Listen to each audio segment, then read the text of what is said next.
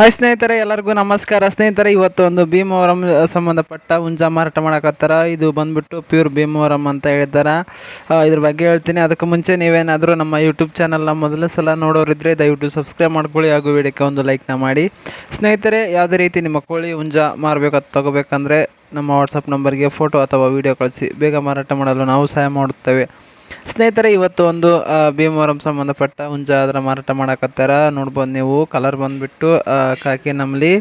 Height ಬಂದುಬಿಟ್ಟು ಸುಮಾರು ಒಂದು 22-23 ಇರ್ಬೋದು. ವೇಟ್ ಬಂದುಬಿಟ್ಟು ಸುಮಾರು ಒಂದು 5-6 kg ಇದೆ ಅಂತ ಹೇಳಿದ್ದಾರೆ ಅಣ್ಣವರು.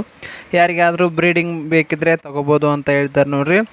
ಅಣ್ಣವರು ಹೇಳಿದ್ದಾರೆ ಡೆಲಿವರಿ ಮಾತ್ರ ಕೊಡೋಕ್ಕಾಗಲ್ವಂತೆ. ಯಾರಾದರೂ ಬೇಕಿದ್ದವ್ರು ನೀವೇ ಹೋಗಿ ನೋಡಿ ತೊಗೊಂಬರ್ಬೇಕಂತೆ.